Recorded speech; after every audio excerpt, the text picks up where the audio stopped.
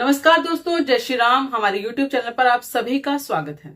छत्तीसगढ़ में most of the time या ये कहें बहुत ज्यादा बहुसंख्यक के अंदर जनजातियां रहती हैं, आदिवासी लोग रहते हैं, वनवासी लोग रहते हैं। और ऐसे में वनवासी लोगों को बहुत सारी सुविधाएं मिल पाना एक समय में बड़ा मुश्किल होता था। तो वहां पर अगर कोई बीमार होता था, वैसे तो उसे वनवासियों को हर तरीके से आयुर्वेद आता था। वैसे तो वनवासियों के पास जो प्राकृतिक सुविधाएं होती हैं वो उपलब्ध ही होती हैं, भले खाने से लेकर पहनने तक की हो, भले किसी तरह की कोई ट्रीटमेंट की बात हो, तो हर तरीके से उनके पास सुविधाएं होती हैं। परंतु कुछ ऐसी प्रॉब्लम्स होती हैं जिनका जिनका समाधान वनवासियों के पास नहीं होता, तो उन्हें डॉक्टरी इलाज के लिए बाहर भागना पड़ता है। और इस चीज को पाने के लिए उन्हें बहुत ज्यादा मेहनत करनी पड़ती है। वो शहर तक किस तरीके से आए उसके लिए भी उन्हें बहुत मेहनत करनी पड़ती है, किस तरीके से पहुंचे, क्योंकि वहां से ऐसी व्यवस्था करना शहर तक आना बड़ा ही मुश्किल हो जाता है। ऐसे में अगर मिशनरीज अगर वहां पहुंच जाएं और किसी तरीके से उन्हें लालच दे या किसी तरीके से का भी प्रलोभन दे, किसी भी तरीके का उन्हें तरीका सिखाएं, एम्बुलेंस वगैरह दे या कुछ खाने पीने के लिए व्यवस्थाएं करें, तो कहीं ना कहीं लोगों के मन में कुछ लालच या कुछ प्रलोभन पैदा हो ही जाता है। यदि हम बात करें अंग्रेजों के काल की, तो अंग्रेजों के काल के बाद से या अंग्रेजों के काल में भी इस तरह की जनजातियों को, जो कि हिंदू ही थे, जो कि हर तरीके से सनातनी ही थे और प्रकृति पर ही निर्भर थे, उन सब को बहुत ज्यादा मात्रा में कन्वर्ट किया गया।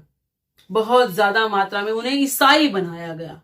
एक समय में ईसाई हुए लोग आज कहीं ना कहीं सनातनी बनने की ओर चल पड़े हैं। उन्हें मालूम है कि उनका जो पूर्वज है, उनका जो मेन धर्म है वो सनातन है।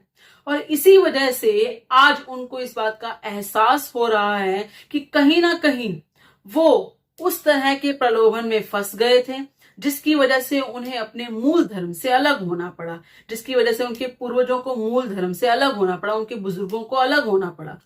और आज उसी तरीके के वनवासी लोग या वनवासी जातियां, जनजातियां लोग जो होते हैं, वो इस षड्यंत्र को समझ चुके हैं और इसीलिए घर वापसी करने की ओर निकल चुके हैं। हाल ही में छत्तीसगढ़ के बलरामपुर के अंदर एक राम कथा का आयोजन किया गया। ये जो राम कथा है, ये वनवासी राम कथा के नाम से जानी जाती है। इसे करने वाले जो वहां पर जो महाराज जी थे, उनका नाम है सदानंद जी महाराज। ये कथावाचक हैं, ये पूरी तरीके से राम कथा हर तरीके से सुनाते हैं। वहां पर जब राम कथा का आयोजन किया गया तो वहां पर एक महायज्ञ भी करवाया गया। जो लोग घर वापसी करना चाहते थे उसी तरीके का ये महायज्ञ था। जो लोग भी घर वापसी करना चाहते थे वो इस महायज्ञ में उपलब्ध रहे, उपस्थित रहे।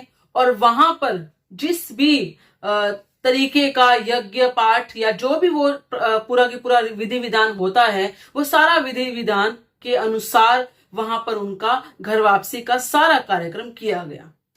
इस राम कथा का जो आयोजन किया गया था, उसके बिल्कुल आखिरी दिन पर जो लास्ट डे था, उस दिन महायज्ञ करवाया गया। और वहां पर लगभग 50 परिवार, ये लगा लीजिए कि उस 50 परिवार के अंदर लगभग 120 लोग थे जिन्होंने घर वापसी करी। ये सभी के सभी एक समय में ईसाई बन चुके थे। इनका कहना है कि हमारे पूर्वजों ने, यानी कि जो इनके बुजुर्ग लोग थे, उन्होंने एक समय में ईसाइयत को अपना लिया था। और उनका कारण सिर्फ यही था कि उन्हें फैसिलिटीज नहीं मिलती थी या फिर उन्हें किसी प्रकार का अन्न धन नहीं मिलता था। क्योंकि आज हमारे पास सब कुछ है, तो क्यों ना मूल धर्म में आया जाए। एक समय में अगर मान लो लालच के कारण या किसी न किसी प्रलोभन के कारण ये चीज की गई थी, तो आज तो हमारे पास सब कुछ है। तो इसलिए हम सब ने डिसाइड किया कि हम घर वापसी करेंगे और अपने मूल धर्म को अपनाएंगे। वही हमारा मूल धर्म है, जिससे हमें आत्मिक शांति भी प्राप्त हो सकती है। वहां पर बीजेपी के एक वरिष्ठ नेता है प्रबल जूदेव, वो भी वहां उपस्थित रहे। उन्होंने इन लोगों को घर वापसी करने की बधाई भी दी, साथ के साथ जितनी भीड़ वहां पर आई थी उन सबको संबोधित भी किया, उन सबका पांव धोए, जिस प्रकार ये हमेशा से करते हैं जूदेव जी। आज की नहीं, इससे पहले भी इन्होंने ऐसे कई आयोजन करवाए हैं। लोगों के पांव धोते हैं, उन्हें अपने गले से लगाते हैं, उन्हें उनको यज्ञ में बिठाते हैं और सारे विधि विधान करवाते हैं उनकी। और उसके बाद उनका जो न्यू तरीके से नामकरण होता है वो भी करवाया जाता है, वो संस्कार भी करवाया जाता है।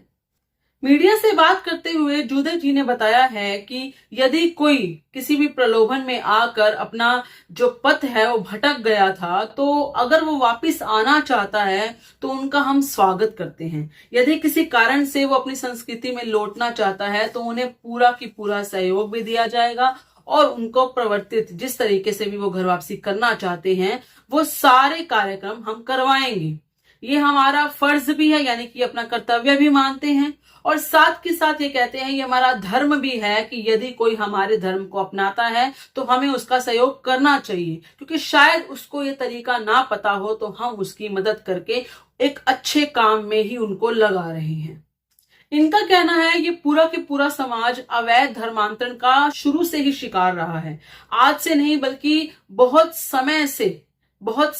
बहुत दशकों से इस तरह के अवैध धर्मांतरण का शिकार रहा है।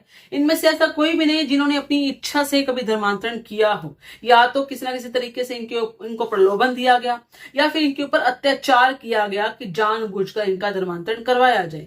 परंतु वजह जो भी रही हो, अगर आज ये वापिस अपने मूल धर्म में आना चाहते हैं तो इन सबका स्वागत है और हमारा कर्तव्य है कि हम इनकी सहायता करें। ये कहते हैं कि अधिकतर यहाँ पर जो लोग हैं वो मिशनरी के द्वारा ही अवैध तरीके से धर्मांतरित किए गए थे, परंतु हमारा ये हर तरीके से कर्तव्य बनता है कि उन अवैध जो धर्मांतरण करने वाली मिशनरी हैं उनके ऊपर कार्रवाई भी करेंगे और साथ के साथ इन सब का स्वागत भी करेंगे। बाकी आप सबका इस बारे में क्या कहना है, कृपया करके अपने विचार कमेंट में जरूर बताइएगा। इस वीडियो को लाइक और शेयर जरूर कीजिएगा। धन्यवाद। जय श्री राम।